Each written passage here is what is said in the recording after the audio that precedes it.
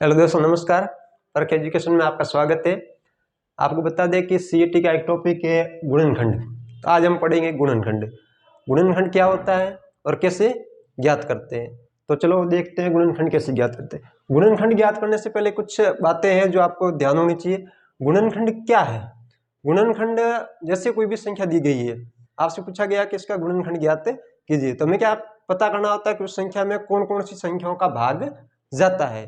एक से लगाकर उस संख्या तक कौन कौन सी संख्याओं का भाग जाता है। जैसे एक आपको उदाहरण द्वारा समझाऊं। जैसे आपके सामने कोई भी संख्या है 30 है, आपको पूछा गया 30 के गुणनखंड ज्ञात कीजिए।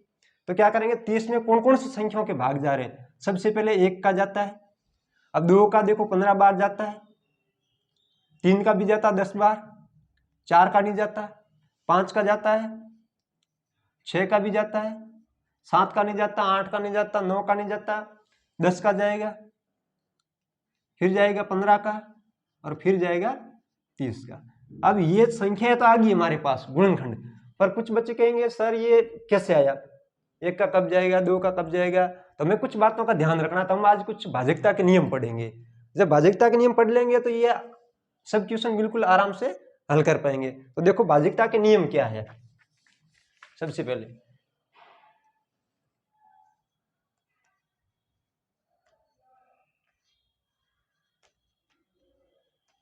भाजकता के नियम पहला पढ़ेंगे, 2 से भाजकता का नियम।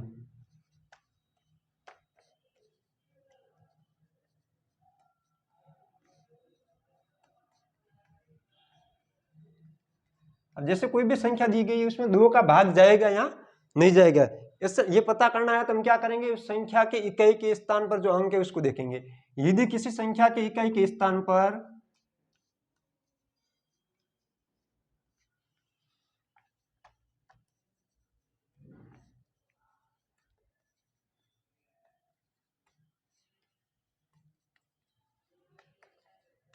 जीरो, 2, 4, 6, 8 हो तो उसमें 2 का भाग पूरा पूरा जाता है।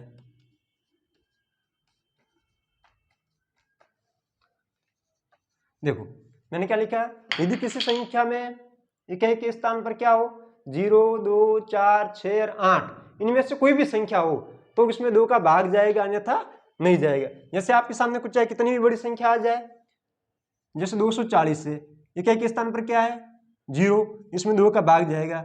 जैसे आपके सामने 151 आ गया, आप क्या करेंगे, इसके इकाई के स्थान पर कितना है 1। जब यहां पर संख्या देखेंगे इनमें से कोई संख्या है तो इसमें भाग जाएगा 2 का, और यदि इनमें से कोई संख्या नहीं है तो नहीं जाएगा।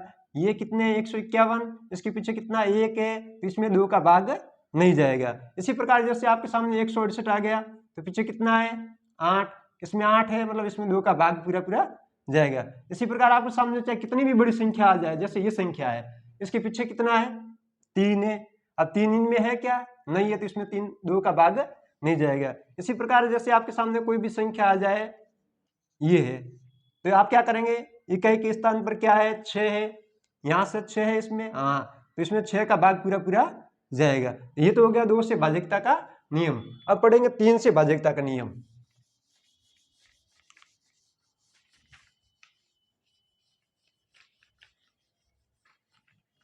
देखिए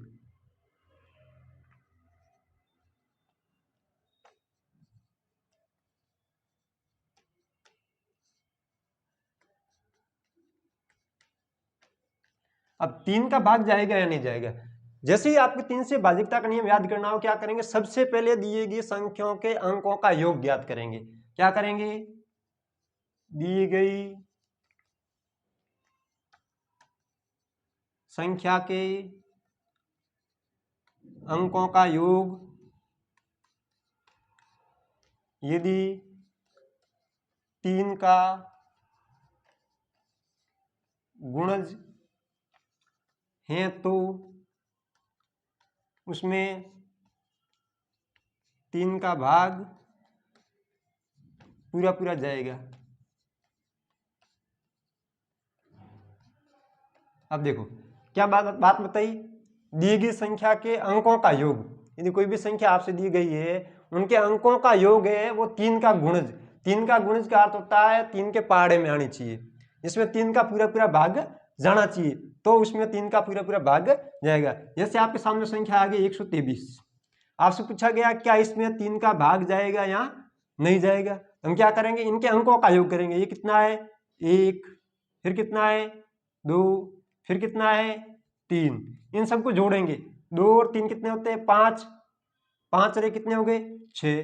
अब क्या आप सबको पता है कि 3 का पहाड़ा लगभग सबको आता है, क्या 3 के पहाड़े में 6 आते हैं? हाँ, मतलब इस संख्या में 3 का भाग जाएगा। इसी प्रकार चाहे कोई भी संख्या हो तो आप उसका भाग देना चाहे तो आप आसानी से भाग दे सकते हैं। जैसे आपके सामने संख्या आ गई, ये आपसे पूछा गया क्या इसमें 3 का भाग जाएगा या नहीं जाएगा, तो आप क्या करेंगे, अंकों का योग करेंगे। कितना है 7012 है, तो 7 + 0 + 1 + 2, 7 और 0 7, 7 और 1 8, 8 और 2 10। आपके सामने कितना आ गया 10। क्या 3 के पहाड़े में 10 आते हैं? नहीं आते, मतलब इसमें 3 का भाग नहीं जाएगा। इसी प्रकार यदि कोई भी संख्या हो,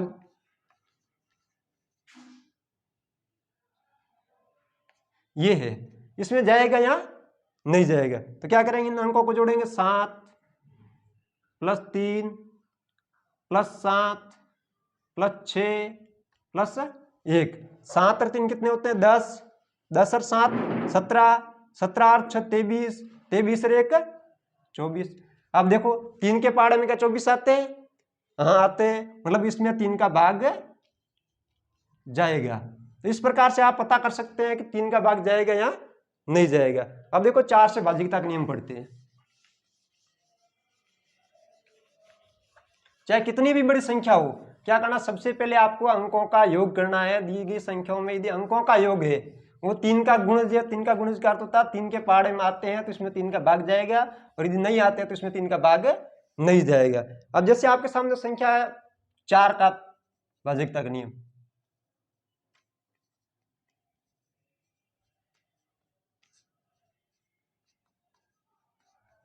अब 4 का भाग जाएगा या नहीं जाएगा। आपके सामने सबसे पहले आपको 2 अंकों की संख्या में तो पता करना है कि 4 का भाग जाएगा या नहीं जाएगा।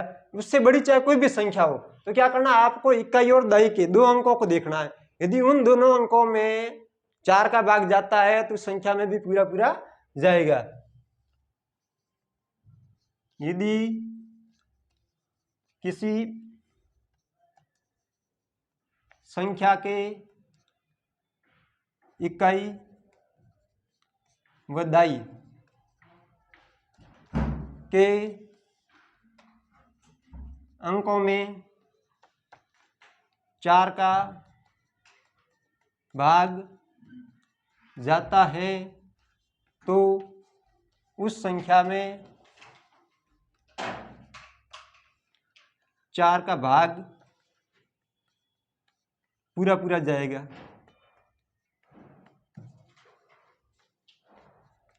जैसे आपके सामने चाहे कोई भी संख्या आ जाए, जैसे आपके सामने 76 आ गए। अब 2 अंकों की संख्या तो आपको कुछ नहीं करना कि 2 अंकों की संख्या में 4 का भाग जाता है कि नहीं जाता, वो तो सीधे सीधे चेक करना है। देखो 4 का भाग साथ में देंगे, जैसे आपके सामने संख्या आ गई 76 भाग 4, 4 का भाग साथ में देंगे कितनी बार जाएगा, 1 बार, 4 एकम 4, फिर बचेंगे 3, फिर उतारेंगे 6, कितनी बार जाएगा 9 बार। ये तो 2 अंकों की। अब आपके सामने कोई भी बड़ी संख्या आ जाए, जैसे आपके सामने 3016 आ गया, इसमें 4 का भाग जाएगा या नहीं जाएगा चेक करना। तो क्या करेंगे, हमने क्या लिखा, इकाई वही दही के अंक, इकाई और दही, ये 2 अंक कितने हैं 16 है। अब आपको क्या करना है, 16 में 4 का भाग देना है। यदि 16 में 4 का भाग पूरा पूरा जाता है तो इस संख्या में जाएगा, और यदि 16 में नहीं जाता है तो नहीं जाएगा। देखो 4 का पहाड़ा बोलो 16 आते क्या, हाँ 4 बार बोलने पर आते, मतलब इसमें भी 4 का भाग जाएगा। इसी प्रकार आपके सामने चाहे कोई भी संख्या आ जाए, जैसे ये संख्या है, तो पीछे वाले 2 अंक देखो क्या है 0 4। अब 0 और 4, 0 का कोई महत्व नहीं, 4 में 4 का भाग जाता है, मतलब इस पूरी संख्या में जाएगा। इसी प्रकार आपके सामने संख्या आ गई जैसे 1076, अब इसमें जाएगा या नहीं जाएगा, पीछे वाले 2 अंक देखो कितने हैं 76, 76 है। अब देखो हमने पहले ज्ञात किया कि 76 में 4 का भाग जाता है, मतलब इस पूरी संख्या में भी 4 का भाग जाएगा। अब देखो 5 से भाजकता का नियम।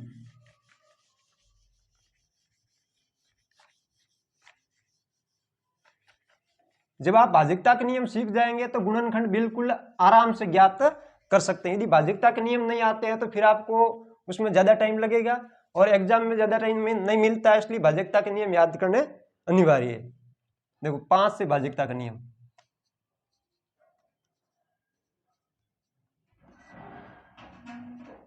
अब किसी भी संख्या में 5 का भाग जाएगा या नहीं जाएगा ये पता करना है।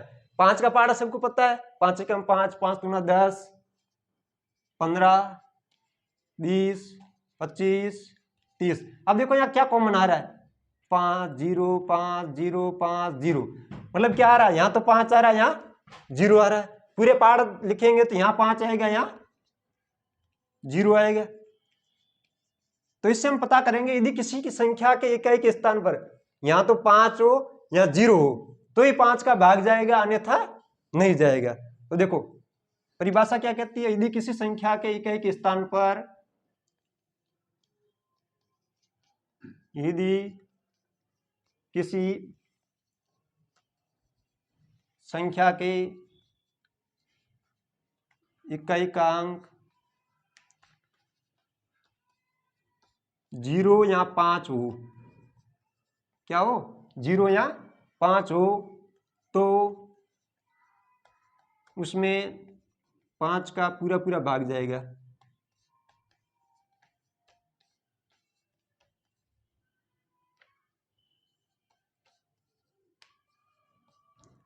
अब क्या लिखा, यदि कोई भी संख्या हो जिसके इकाई के स्थान पर क्या हो, या तो 0 हो या 5 हो। यदि 0 या 5 है तो इसमें 5 का भाग जाएगा, अन्यथा नहीं जाएगा। आपके सामने चाहे कोई भी संख्या आ जाए, जैसे ये संख्या आ गई ये 1025, तो हमें क्या करना, इकाई का अंक देखना कितना है 5, मतलब इसमें 5 का भाग जाएगा।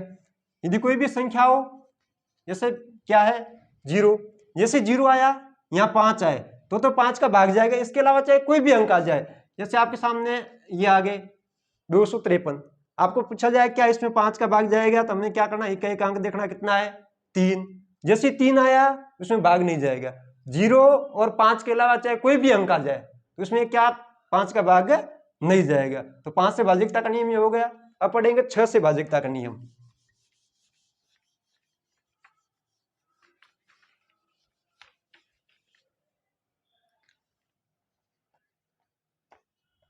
छह से भाजकता का, अब 6 से भाजकता का नियम क्या कहता है।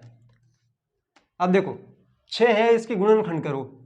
6 के गुणनखंड क्या होंगे, 3 गुणा 2, 3 को 2 से गुणा करने पर कितना आता है 6। मतलब ऐसी संख्या जिसमें 2 का और 3 का दोनों का भाग जाता है उसमें 6 का जाएगा, अन्यथा नहीं जाएगा। तो देखो ऐसी संख्या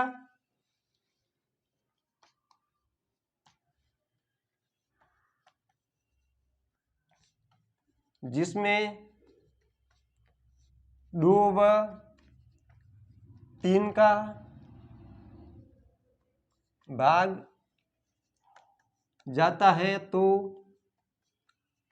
उस संख्या में 6 का भाग जाएगा।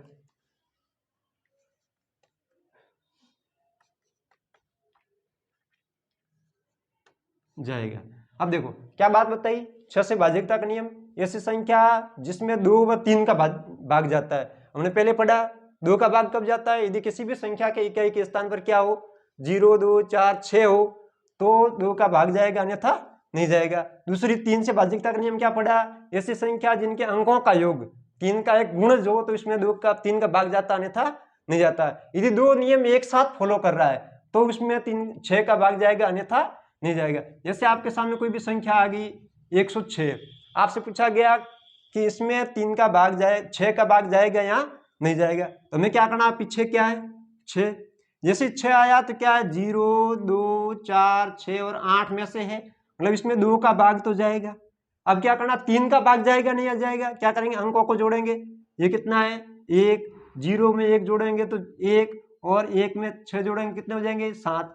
क्या 7 3 के पहाड़े में आते? नहीं आते, मतलब इस संख्या में 6 का भाग नहीं जाएगा। इसी प्रकार जैसे आपके सामने संख्या आ गई, जैसे ये संख्या है, इसमें आपसे पूछा जाएगा कि भाग जाएगा या नहीं जाएगा। तो ये पीछे कितना है? 6 है, 6 आती 2 का भाग जाता है। अब इनको जोड़ो, 6 और 3 कितने होते हैं? 9, 9 और 2 कितने होते हैं? 11, 11 और 1 कितने होते हैं? 12, 12, मतलब इसमें 3 का भी भाग जाता है और 2 का भी भाग जाता है, मतलब इसमें 6 का भी भाग जाएगा। तो आप इस प्रकार से पता कर सकते हैं कि 6 का भाग जाएगा या नहीं जाएगा। अब देखो 8 से भाज्यता का नियम।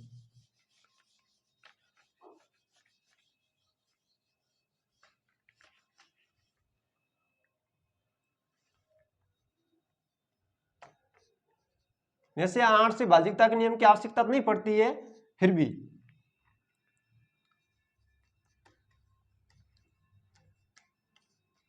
बड़ी संख्या हो तो मैं 8 से भाज्यता के नियम की आवश्यकता पड़ती है। यदि आपके पास छोटी संख्या है तो हमें क्या करना, 8 की भाज्यता के नियम की कोई आवश्यकता नहीं रहती। छोटी संख्या में बिल्कुल आप आराम से 3 अंकों तक आपको खुद पता करना होता है कि इसमें भाग जाएगा या नहीं जाएगा। तो जैसे ऐसी संख्या जिनके इकाई के स्थान से इकाई, दाई, सैकड़ा 3 अंकों में यदि 8 का भाग जाता है तो उस संख्या में भाग जाएगा, अन्यथा नहीं जाएगा। जैसे कोई भी संख्या आपके सामने ये रही, ये संख्या है, तो आपको क्या करना, 3 अंकों की संख्या 1 2 3, 3 अंकों देखनी है। तो आपको कम से कम तो 3 अंकों तक तो भाग देना पड़ेगा। 3 अंकों तक तो आपको देखना पड़ेगा इसमें कि 8 का भाग जाता है या नहीं जाता। यदि इस 3 अंक में 8 का भाग जाता है तो इस पूरे में जाएगा, यदि इस 3 अंक में नहीं जाता तो पूरे में नहीं जाएगा। कितना है? 676। 8 का भाग देंगे 67 में कितनी बार जाएगा? 8 8 64, उतारेंगे 3 आएंगे, फिर आएंगे 6 36। क्या 36 में 8 का पूरा पूरा भाग जाता? नहीं जाता, 4 बार जाएगा, 8 चौक 32, फिर बचेगा 4, पूरा नहीं जाता, मतलब इस संख्या में भी नहीं जाएगा। तो आपको क्या करना है, पीछे वाले 3 अंकों को देखना है। यदि इन 3 अंकों में जाता है तो फिर उसमें भी जाएगा, अन्यथा नहीं जाएगा। अब पढ़ेंगे 9 से भाज्यता का नियम।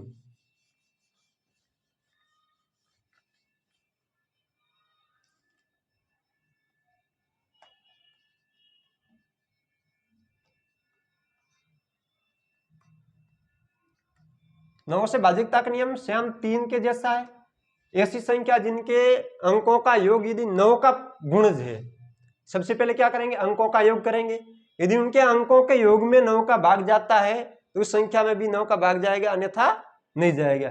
कोई भी संख्या आपके सामने, जैसे आपके सामने संख्या आ गई ये वाली, आपसे पूछा जाए कि 9 का भाग इसमें जाएगा या नहीं जाएगा, क्या करेंगे, सबसे पहले अंकों का योग।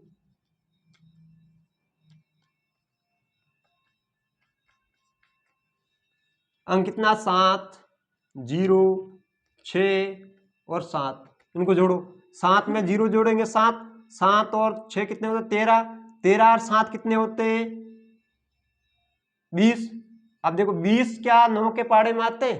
नहीं आते हैं, मतलब इसमें इस संख्या में भी 9 का भाग नहीं जाएगा। चाहे कोई भी संख्या, जैसे 1 2 3 4 और 2, ये संख्या आपसे पूछा गया कि इसमें 9 का भाग जाएगा या नहीं जाएगा, तो क्या करें, अंकों का योग करेंगे। 1 3 4 और 2, 4 2 और 4 6, 6 और 3 9, 9 और 1 कितने होते हैं? 10। अब इसमें भी नहीं जाएगा।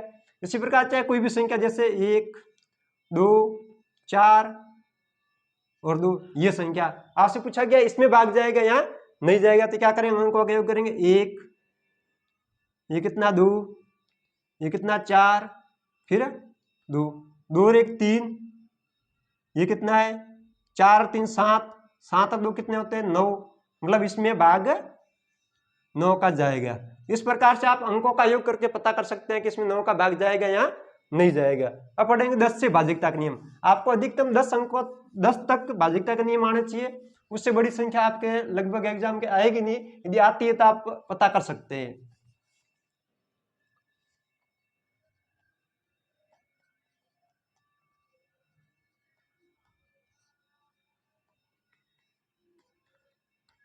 अब 10 से भाज्यता का नियम क्या कहता है, अब 10 का पहाड़ा लिखो, क्या आता है? 10 से कम 10, 20, 30, 40, 50, 60, 70, 80, 90 और 100। हर बार पीछे क्या आ रहा है? 0 0।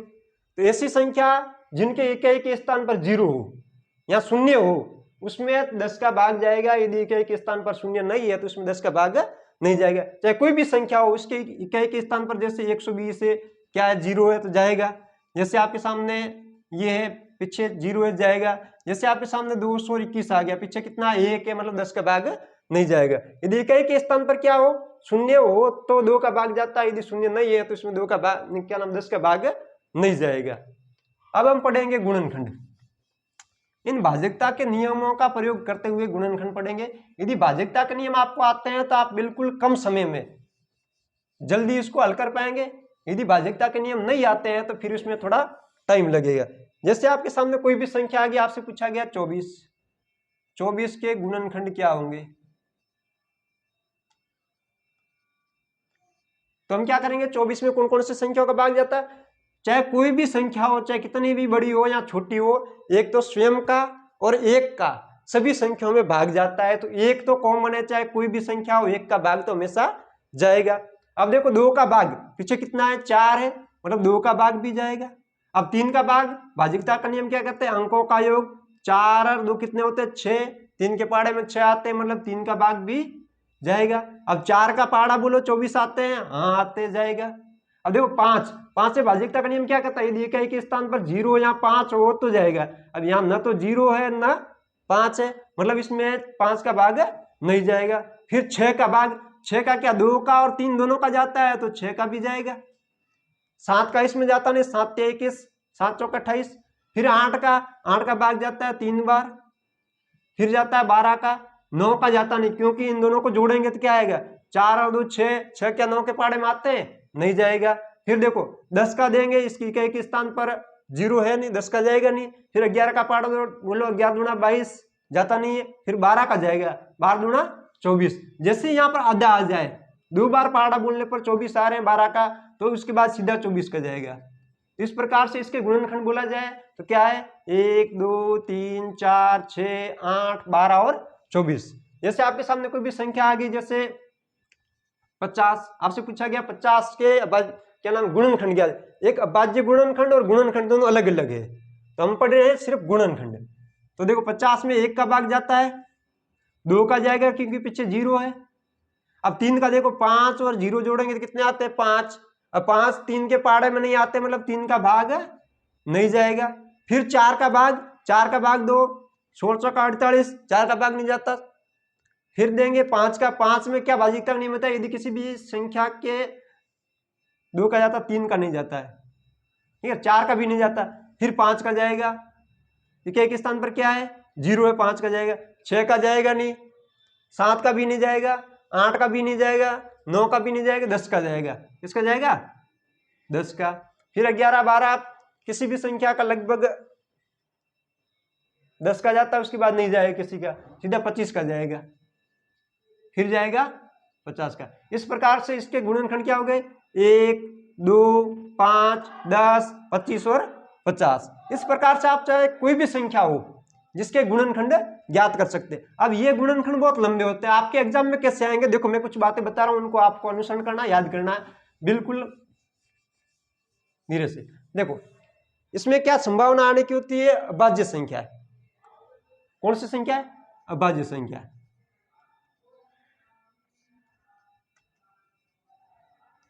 अभाज्य संख्या क्या होती है, ऐसी संख्या जिसमें एक तो स्वयं का और एक का भाग जाता है, बाकी किसी भी संख्या का नहीं जाता, वो होती है अभाज्य संख्या। अब देखो सबसे छोटी अभाज्य संख्या होती है 2।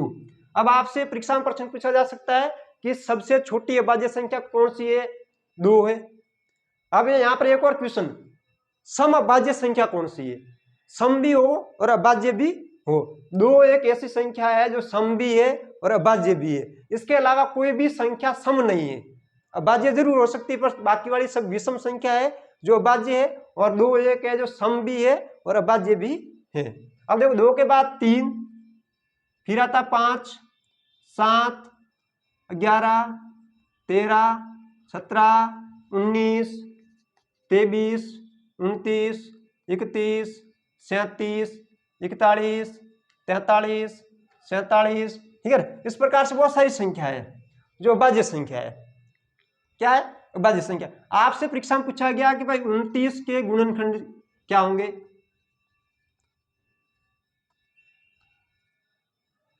अब आप वहां पर भाज्यता का नियम लगाने जाओगे तो समय लगेगा, तो आपको भाज्यता के नियम नहीं लगाने। 29 कैसी है, एक अभाज्य संख्या है। अभाज्य संख्या में बाकी किसी भी संख्या का भाग नहीं जाता, यहाँ तो 1 का जाता है, यहाँ स्वयं का खुद का 29 का जाता है, तो इसके गुणनखंड क्या होंगे, 1 और 29, 1 और 29। इसी प्रकार आपसे पूछा गया 41 के गुणनखंड क्या होंगे, तो 41 के गुणनखंड क्या होंगे। 41 कैसी संख्या है, अभाज्य संख्या। अभाज्य संख्या में सिर्फ 1 का, चाहे कोई भी संख्या हो, 1 का तो हमेशा भाग जाता ही है, फिर खुद का जाता है 41 का। तो आपके एग्जाम में ये जो अभाज्य संख्या है इनसे रिलेटेड क्वेश्चन आने की ज्यादा संभावना है। फिर यदि वो दूसरी संख्या देंगे तो उसमें अभाज्य गुणनखंड ज्यादा लंबे हो जाते हैं, तो ये छोटा आपको भ्रमित करने के लिए ऐसी संख्या दे सकता था। आपको इनका विशेष ध्यान रखना है। देखो अब पढ़ेंगे सार्वगुणनखंड।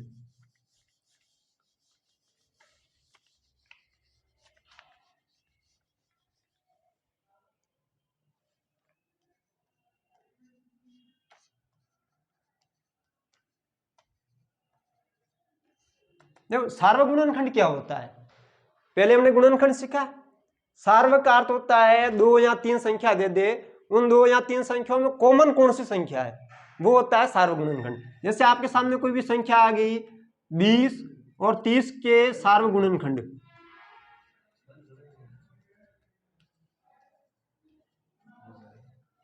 बीस और 30 के सार्वगुणनखंड पूछे गए हैं, तो आप क्या करेंगे, सबसे पहले 20 के गुणनखंड और 30 के गुणनखंड करेंगे।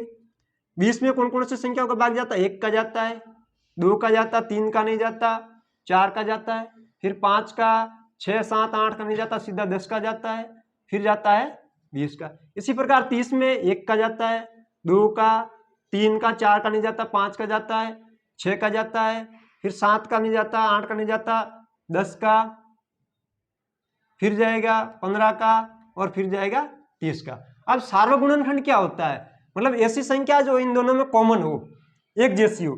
देखो 1 दोनों में कॉमन है तो 1 आ गया, 2 दोनों में कॉमन है, 2 आ गए। अब देखो यहाँ 3 है पर यहाँ है नहीं, यहाँ 4 है पर यहाँ है नहीं, कौन सी संख्या है, 5 है, तो 5 आ गई। इसके बाद में कौन सी है, 10 है। तो ऐसी संख्या है जो दोनों में कॉमन हो, दोनों में कॉमन हो या एक जैसी हो, वो होते हैं सार्वगुणनखंड। इसके अलावा कोई भी संख्या इसमें कॉमन नहीं है, ये हो गया सार्वगुणनखंड। अब देखो सार्वगुणनखंड में एक चीज ध्यान रखने लायक, अभाज्य संख्याओं के से संबंधित क्वेश्चन आने की ज्यादा संभावना है। जैसे आपके सामने कोई भी 2 अभाज्य संख्या दे दे और आपको कहा जाए इसके सार्वगुणनखंड ज्ञात कीजिए, तो आप क्या करेंगे, पहले तो भाग देंगे कि कौन कौन सी संख्याओं का जाता है, उसमें भ्रमित हो जाएंगे। आपको भ्रमित नहीं होना है, चाहे कोई भी संख्या, जैसे आपके सामने एक 41 है और एक 53 है, दोनों कैसी है, अभाज्य संख्या है। कौन सी संख्या है, अभाज्य। अभाज्य में सिर्फ 1 का जाता है और खुद का जाता है, इसमें भी 1 का जाएगा और खुद का जाएगा। अब इसका सार्वगुणनखंड पूछा है तो क्या होगा, सिर्फ 1 आएगा, 1 ही कॉमन है, बाकी कोई कॉमन संख्या नहीं है। तो आपको परीक्षा में प्रश्न पूछ सकता है 2 अभाज्य संख्याओं का सार्वगुणनखंड क्या होगा, तो आपको सिर्फ 1 लिखना है। कितना लिखना है, तो 1 ऐसी संख्या है जिसका सभी में भाग जाता है, चाहे कोई भी संख्या उसमें 1 का भाग जाता है। तो आपको 2 अभाज्य संख्या दे रखी हो और आपको पूछा जाए सार्वगुणनखंड क्या होगा, तो हमेशा 1 होता है, चाहे कोई भी अभाज्य संख्या हो। जैसे आपके सामने 7 और 11 का पूछ लिया, तो 7 में सिर्फ 1 का जाता है और 7 का जाता है, 11 में किसका जाता है, 1 का जाता है और 11 का जाता है, इसमें सार्वगुणनखंड कितना हो गया, 1। तो अभाज्य संख्या पूछे तो सिर्फ उसका सार्वगुणनखंड 1 होगा। तो आशा करते हैं आपको समझ में आया हुआ। यदि वीडियो समझ में आए और अच्छा लगे तो लाइक, कमेंट, शेयर और सब्सक्राइब जरूर करें। धन्यवाद।